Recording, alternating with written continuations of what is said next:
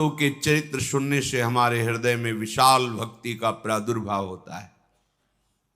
द्वादश महाभागवतों में भीष्म जी महाराज बड़े ही महामहिम प्रभु श्री कृष्णचंद्र के अनन्य भक्त हैं और ऐसी सत्य निष्ठा किसी भगवत स्वरूप महात्मा में ही पाई जाती, अन्यथा नहीं।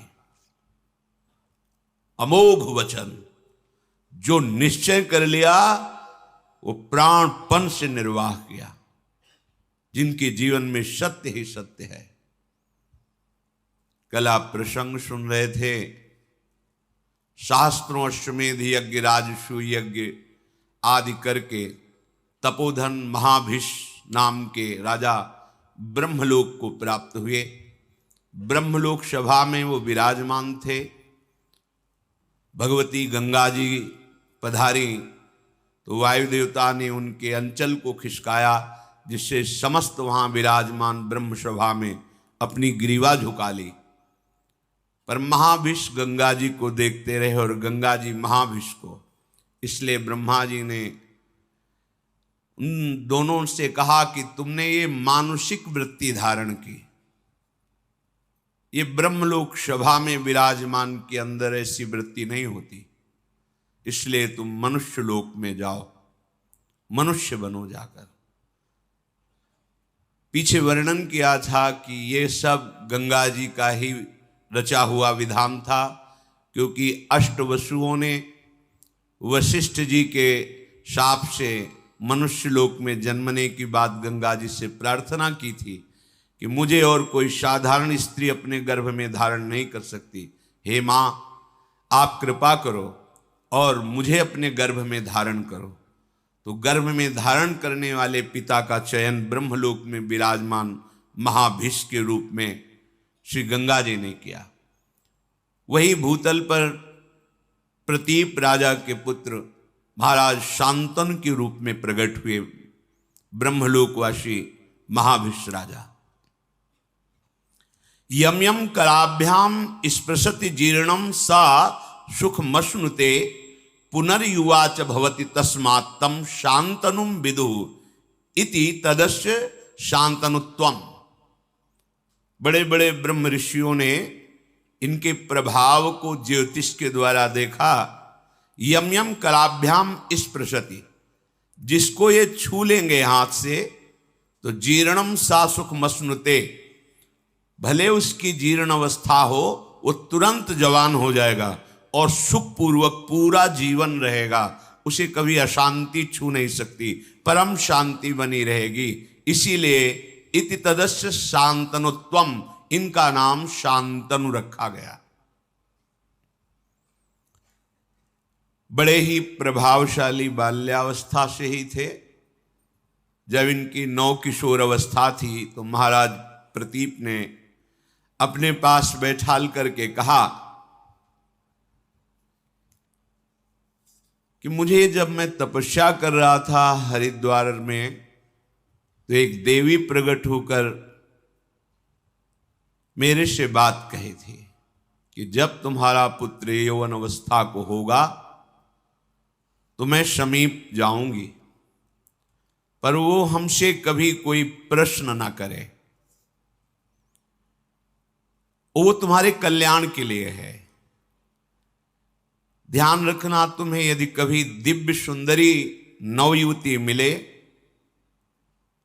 और तुम उसके रूप से प्रभावित हो जाना तो जान लेना ये वही सुंदरी है। पर यच्च कुर्यान्न तत्कर्म सा पृष्ठव्या त्वया नघ मन योगाद भजंतीम ताम भजेथा इत्युवाचतम। वो जो कार्य करे कभी प्रश्न मत कर देना, कभी पूछ मत लेना कि तुमने ऐसा क्यों किया। यदि तुम पूछ लोगे तो उसी समय वो तुम्हारे पास से चली जाएगी। मेरी आज्ञा है, वो कौन है, क्या कर रही है, कहां से आई है, कहां को जाएगी, ये कोई प्रश्न तुम्हारे नहीं होने चाहिए, ये मेरी आज्ञा है। ऐसा शांतनु जी को प्रतीप उनके जो पिता थे उन्होंने समझाया।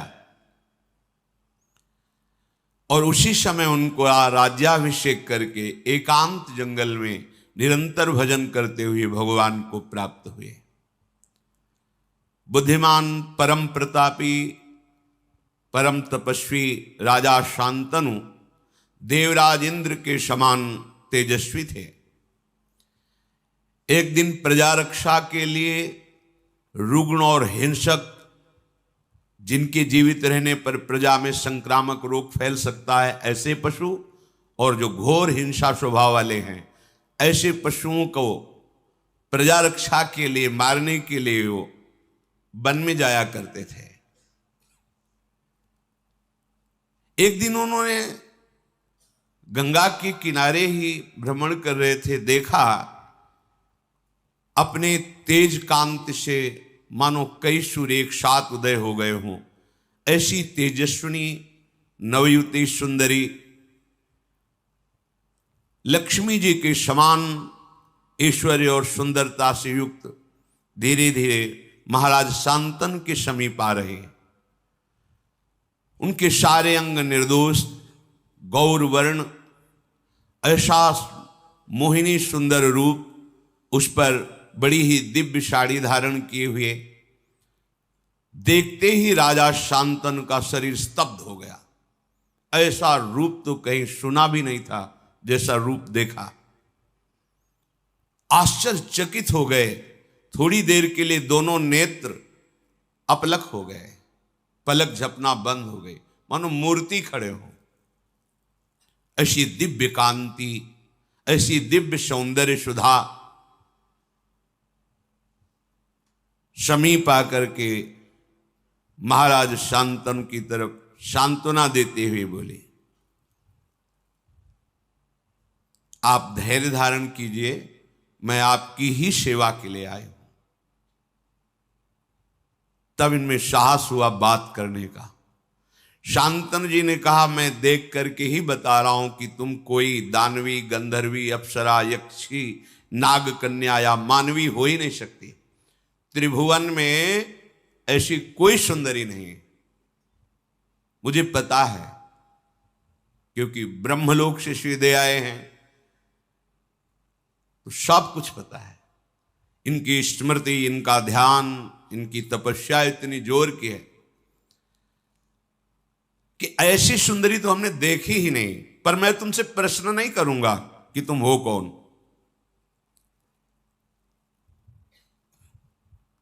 बस मेरी याचना है कि मैं आपका संग चाहता हूं।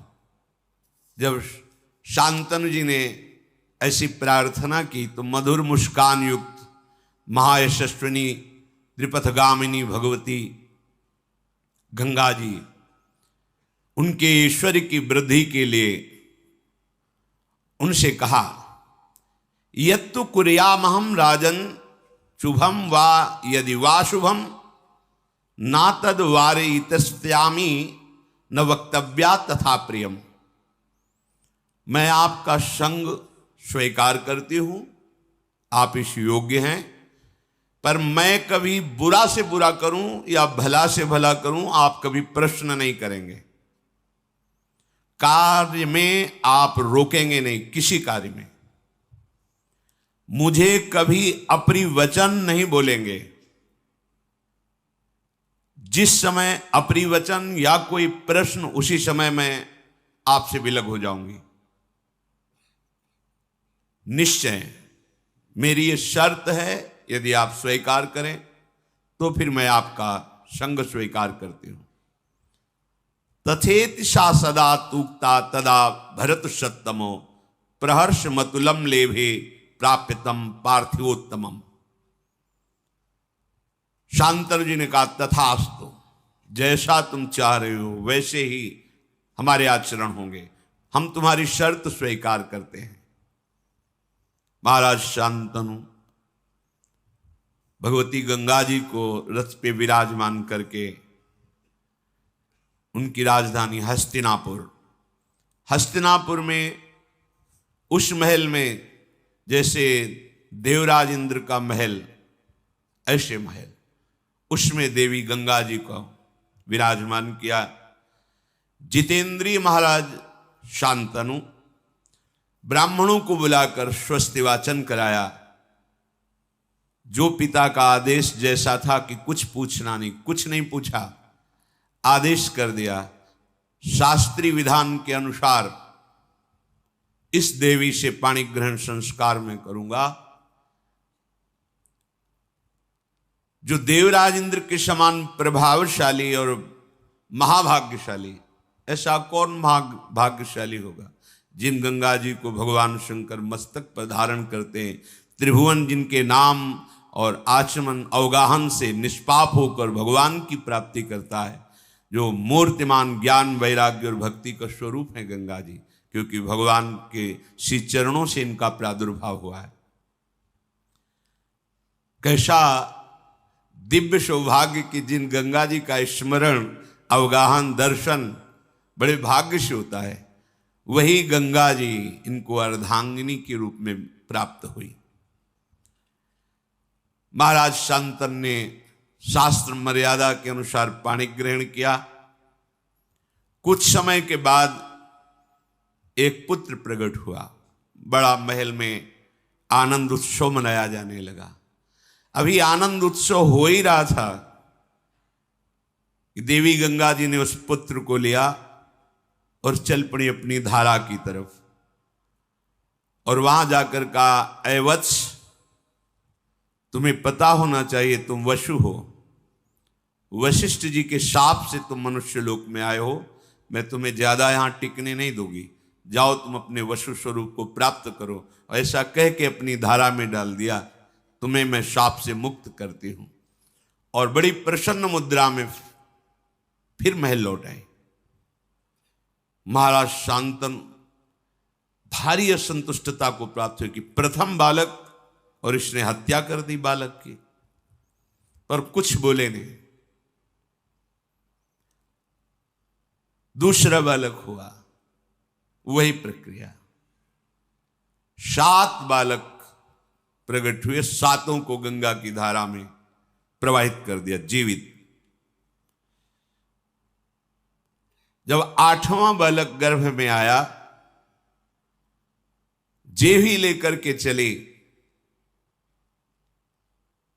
अथैनामष्टमे पुत्रे जाते प्रहसतीमिव उवाच राजा दुःखार्तः परीक्षन् पुत्रमात्मनः।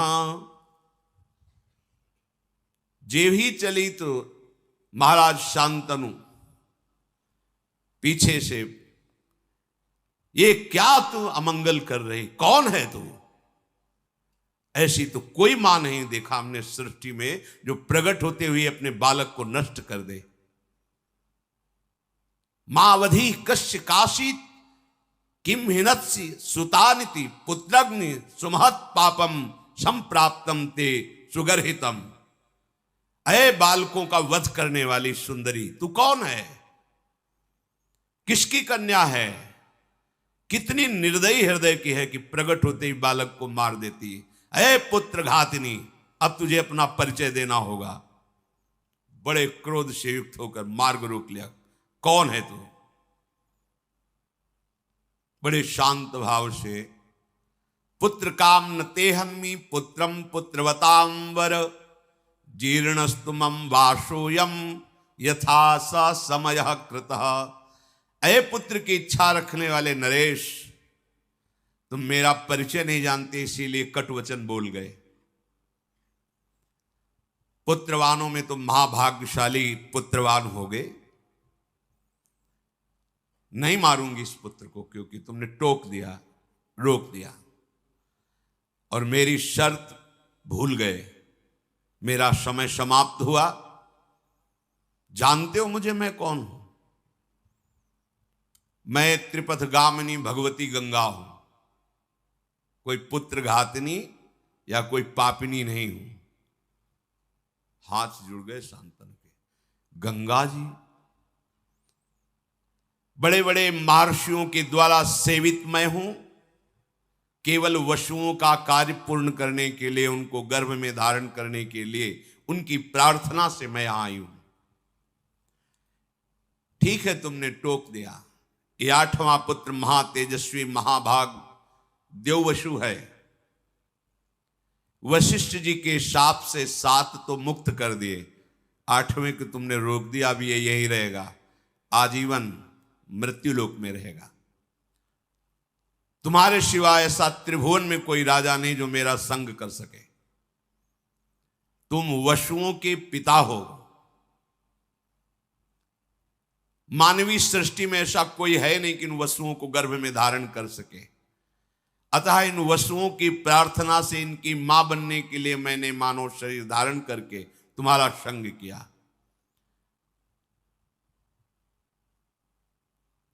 मैंने पहले ही कह दिया था वसुओं से कि तुम्हारे जन्म होते ही तुम्हें मैं मुक्त कर दूंगी। ये वसु हैं, कोई और नहीं है। मैं पुत्र घातिनी नहीं हूं, इनको शाप से मुक्त किया है। महान व्रत का पालन करने वाले तुम्हारे इस पुत्र को मैं भी तुम्हारे पास नहीं छोड़ूंगी। इसमें 8 वसुओं का अंश है।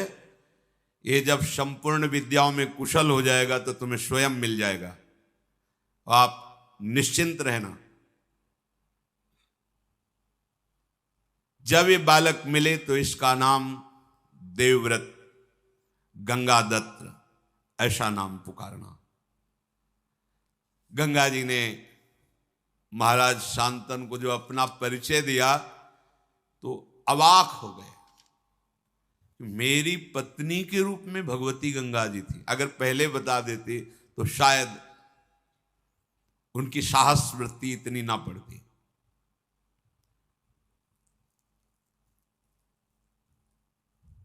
महाराज बहुत उदास हो गए।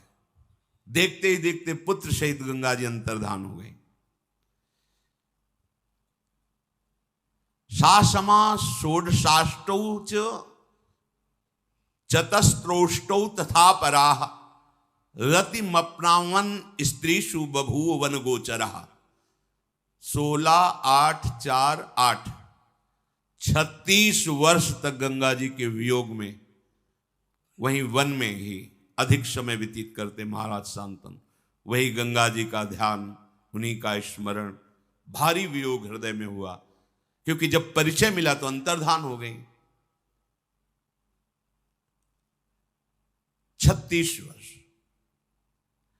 एक दिन विचरण कर रहे थे, देखा गंगा की धारा प्रवाहित होती हुई रुकने लगी।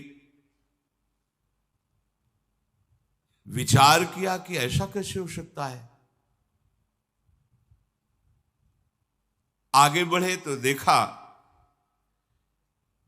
विशेष रूपवान, बलवान, आचारवान, तेजस्वी एक बालक अपने धनुष में प्रत्यंचा चढ़ाकर बाणों से गंगा की धारा को रोक दिया है। लौकिक अलौकिक समस्त अस्त्रों की कलाएं उसमें विराजमान हैं। बल, धैर्य, वीर, पराक्रम, महारथी वीरता, ये सब उसमें झलक रही। महाराज शांतनु ने देखा। महाराज शांतनु इतने आकर्षित हो गए, उन्हें पता नहीं कौन है। जब नजदीक की तरफ बढ़े तो बालक देख के ही अंतर्धान हो गया। बड़े विस्मय में पड़ गए कि ऐसा तेजस्वी बालक अभी तक हमने नहीं देखा, जो बाणों से गंगा की धारा को रोक दे। बहुत चिंतित थे। इतने में देखा कि भगवती गंगा जी उस बालक को हाथ से पकड़े हुए सामने आई।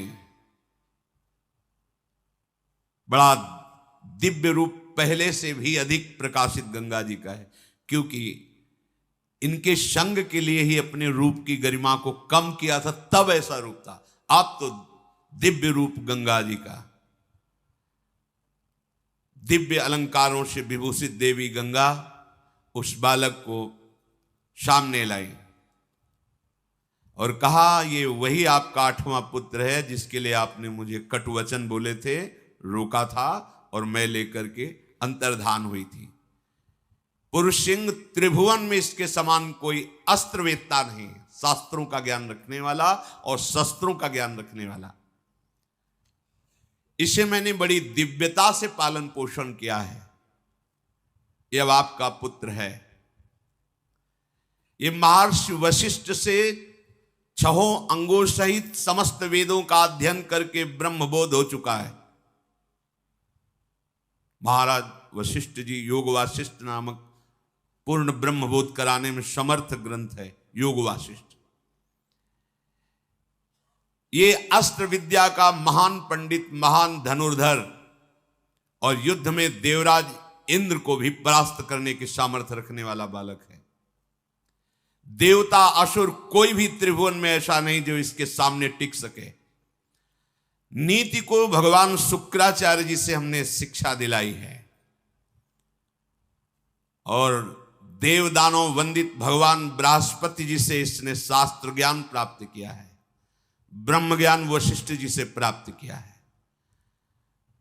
महाबाहु महात्मा ये पुत्र अंग और उपांगों सहित पूर्ण रूप से प्रतिष्ठित है।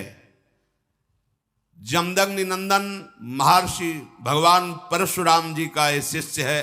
अस्त्र विद्या में उनके समान ही है।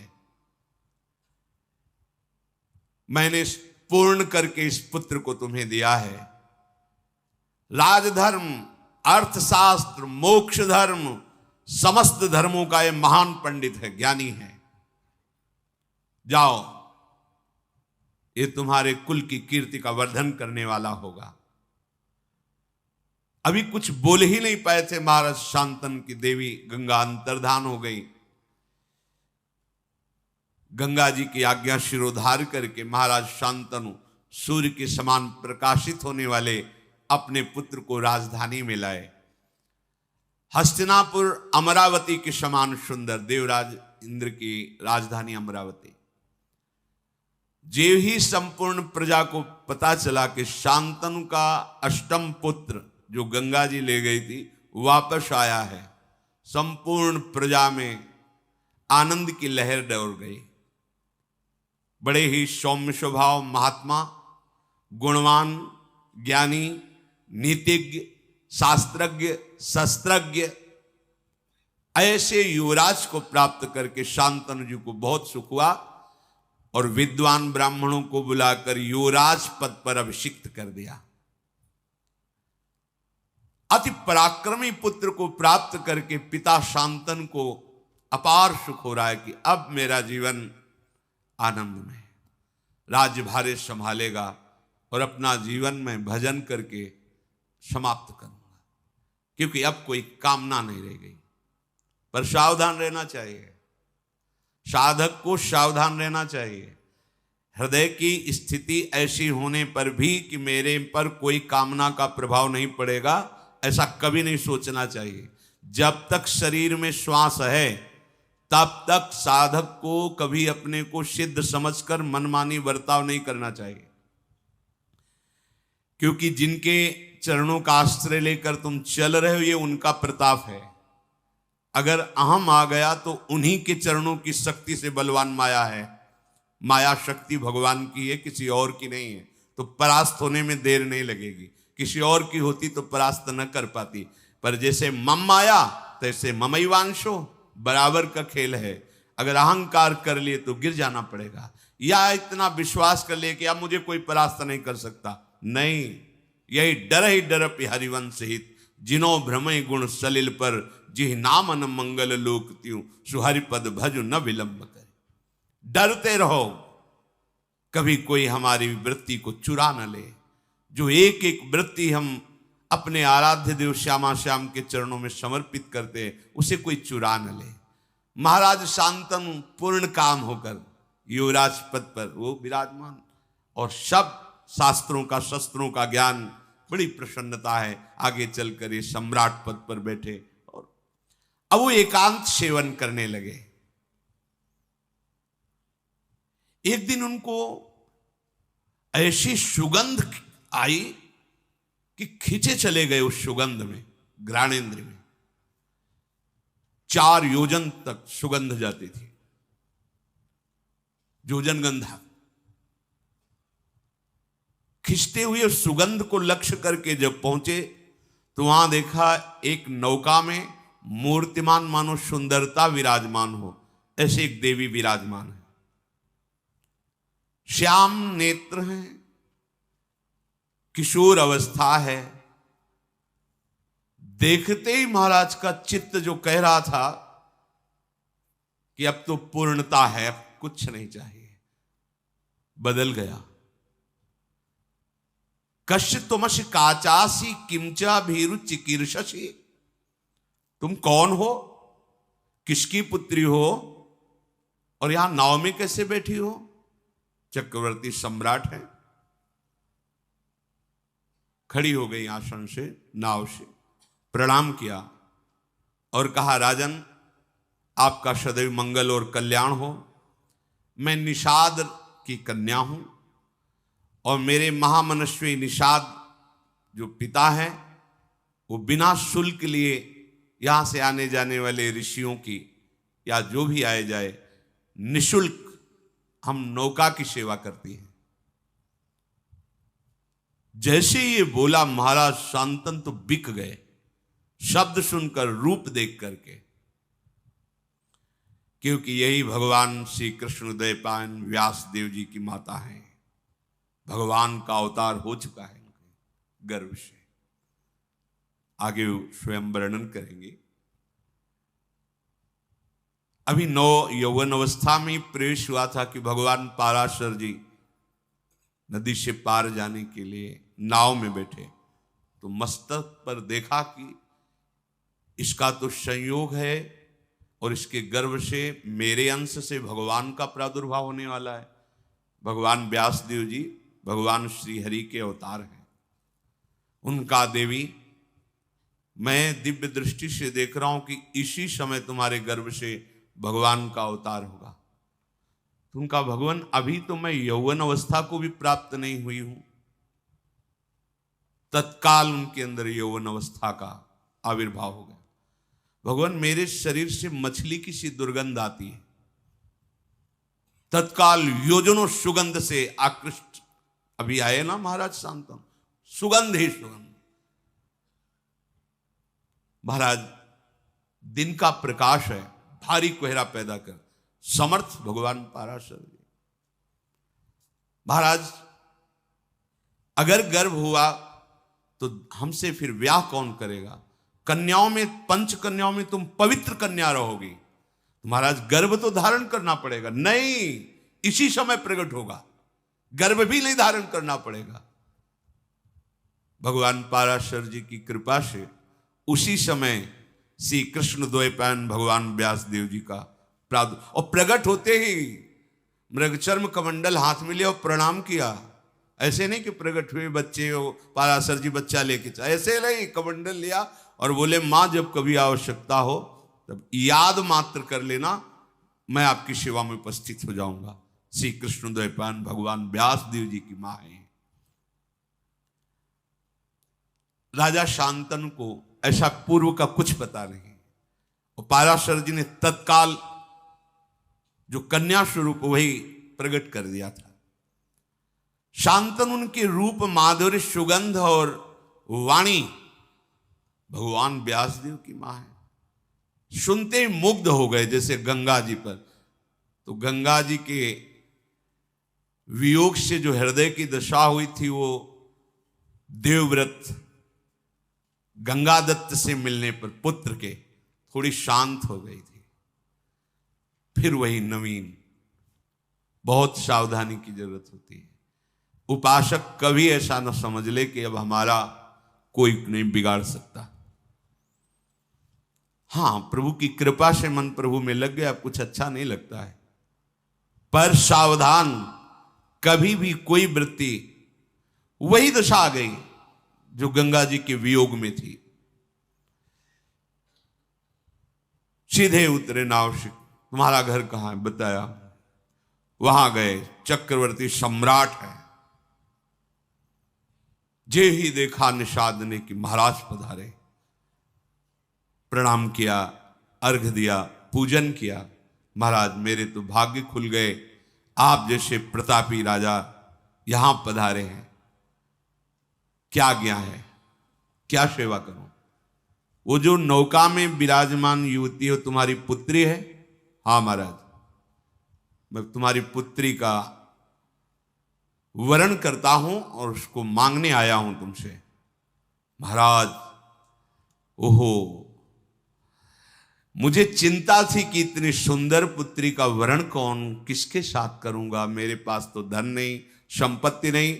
भगवान ने मेरी बात सुन ली। आप जैसा तेजस्वी, आप जैसा महान सम्राट स्वयं मांगने आया, ये तो मेरी पुत्री का भाग्य और मेरा भी भाग्य है। परंतु आप राज्य के अधिकारी मेरी पुत्री के नहीं, पुत्री का अधिकार मेरे हाथ पर है। तो अब मैं जैसा कहूंगा वैसा आपको करना होगा, तब आपको पुत्री मिलेगी। राजा के रूप में आपका स्वागत कर लिया, पर पुत्री मांग रहे हो तो उसके लिए मेरे पास शर्त है। उस शर्त को पूरी करो और पुत्री को ले जाओ। यदि आप मेरी पुत्री को अर्धांग में विराजमान करना चाहते हो तो सत्य को सामने रखकर मेरे सामने प्रतिज्ञा करो कि इससे जो संतान होगी वही हस्तिनापुर के सिंहासन पर विराजमान होगी। शांतनु ने कहा, ऐसा कभी नहीं हो सकता। मैं गंगा पुत्र देवव्रत के स्थान को किसी को नहीं दे सकता। तुरंत वहां से चल दिए। अब हृदय में वही विरहाग्नि जो गंगा जी के अंतर्धान होने पर हुई थी। अब बोल सकते नहीं किसी से, हृदय जल रहा है एकांत में, बस कि अब क्या करें, कोई उपाय नहीं। देवव्रत युवराज पद पर है और पूर्ण समर्थ है। मैं उनके भाग्य पर ऐसा नहीं कर सकता कि वो राजा ना बने और इसका पुत्र राजा बने, कभी नहीं कर सकता। अपने सुख के लिए ऐसा कभी नहीं कर। दुचित हो गए, इधर ये भाव और उधर उस रूप और वाणी को सुनने के बाद बिक गए महाराज शांतनु। रोज का रोज शरीर बीमार होने लगा, अस्वस्थ होने लगे महाराज शांतनु। देवव्रत ने एक ही दृष्टि में देखकर पहचान लिया कि कोई आंतरिक विषय है जिस पर महाराज अस्वस्थ हो रहे हैं। जाकर के प्रणाम किया और कहा, पिताश्री आपका कुशल मंगल। भूमंडल का क्या कोई ऐसा भी नरेश है जो आपकी आज्ञा का पालन नहीं कर रहा? आप आदेश कीजिए, अभी मैं उसको परास्त करके आपके चरणों में। या कोई आपकी ऐसी आंतरिक दुख वृत्ति है जो आप किसी को बता नहीं सकते? अब आपका मौन रहना ठीक नहीं। आपके स्वास्थ्य के लिए आप चक्रवर्ती सम्राट पद पर हैं, आपको बोलना ही होगा, आपको हमसे बात करनी होगी। आपकी कांति मलिन हो रही है, आपका शरीर पीला हो रहा है, आप खिन्न हैं। साधारण बात तो है नहीं, ये कोई रोग नहीं है। मैं जानता हूं कि मैं प्रतिकार कर सकता हूं आपके इस चिंतन का, पर आपको उत्तर देना होगा। शांतनु ने कहा, बेटा इसमें संदेह नहीं कि मुझे कोई रोग नहीं है, मैं भारी चिंता में डूब गया हूं। कैसे तुम्हें बताऊं, तुम पुत्र हो, कैसे तुम्हें अपनी चिंता की बात बताऊं?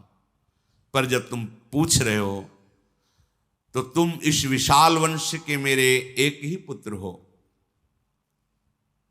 मुझे पूर्ण पता है कि तुम पुरुषार्थ में समर्थ हो। मुझे पूर्ण विश्वास है हस्तिनापुर के सिंहासन की योग्य भी तुम ही हो। पर मैंने एक नवयुवती देखी तो मैंने विचार भी किया कि अगर एक पुत्र पे कोई संकट आ जाए तो पूरा का पूरा सिंहासन खाली। इस भाव की पूर्ति के लिए भी, और मेरा मन भी आसक्त हो गया है, इसके लिए मैं द्वितीय विवाह करना चाहता था, पर ऐसी शर्त रख दी कि मैं उसे निर्वाह नहीं कर सकता। तुम्हारा कल्याण हो, तुम आनंदित रहो, तुम शूरवीर हो, कभी किसी बात को सहन ना कर सको ऐसा नहीं, धैर्यवान हो, मेरी बात को छुपाओ और तुम राज्य सेवा में लगो। मैं संदेह में पड़ गया हूं, जब तक ये संदेह निवृत्त नहीं होगा तब तक मुझे शांति नहीं मिलेगी। अपने पिता के हितैषी बूढ़े मंत्रियों को बुलाया और कहा, साफ साफ बताओ। पिता ने बताया नहीं। किससे आसक्त हैं पिताजी, क्या शर्त है? तो उनका, मैं इतना जानता हूं कि कोई निषाद राज की कन्या है, पर शर्त क्या है ये मुझे पता नहीं, ये तो सारथी ही बता सकता है, क्योंकि महाराज का सारथी महाराज के साथ वहां तक गया था, हम सब पीछे ही थे। देवव्रत जी ने पिता के सारथी को बुलाया और प्रणाम किया, क्योंकि पिता के ही तुल्य सम्माननीय होता है, और कहा, महाप्राज्ञ अर्थात तुम परम ज्ञानी हो, जो मैं पूछ रहा हूं पिता के हित के लिए, राजा के हित के लिए पूछ रहा हूं, सत्य बोलना। किससे मेरे महाराज का अनुराग हो गया है?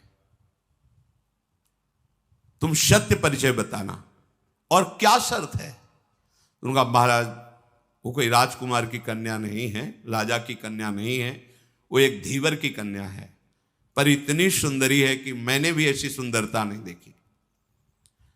आपके महाराज ने जाकर के मांगा स्वयं कि मुझे पत्नी के रूप में वरण करने के लिए अपनी कन्या दे दो। तो उसने शर्त रख दी कि इसके गर्भ से जो पुत्र होगा वही हस्तिनापुर का सम्राट पद स्वीकार करेगा। आपके पिताजी वहां से तुरंत चल दिए कि मैं ऐसा कदापि नहीं कर सकता। इसके बाद ऐसी दशा को प्राप्त है, अब आपको जैसा उचित लगे। देवव्रत ने समस्त वृद्ध मंत्रियों को बुलाया और भी विशिष्ट अधिकारियों को, क्योंकि युवराज पद पर हैं, और बिना सूचना के अपने पिता के सारथी को लेकर वहां पहुंचे निषाद के घर में। जो ही निषाद ने देखा कि देवव्रत अपने मंत्रिमंडल के साथ पधारे हैं, विधिवत पूजा करके पृथ्वी पर माथा रख करके प्रणाम किया और कहा, आज मेरे भाग्य खुल गए कि आप गंगा पुत्र देवव्रत हमारी कुटिया में पधारे, अहो भाग्य। उन्होंने कहा, यहां मैं पूजा स्वीकार करने नहीं आया, याचना करने आया हूं। क्या शुल्क रखा है आपने अपनी पुत्री के लिए? जो भी चाहोगे मैं तुम्हें दूंगा, पर मेरे पिताश्री के लिए तुम्हारी ये कन्या चाहिए। महाराज, वो तो स्पष्ट मैंने कह दिया था कि हमारी पुत्री के गर्भ से जो पुत्र होगा वही राज सिंहासन पर बैठेगा। और महाराज शांतनु के आप अकेले पुत्र हैं, शस्त्रधारियों में श्रेष्ठ हैं, आपके सामने कोई टिक नहीं सकता, मुझे पता है। तो भला मैं अपनी पुत्री के पुत्र की रक्षा के लिए ऐसा वरदान क्यों ना मांगूं? कहीं आपकी भ्रुकुटी बिगड़ गई तो?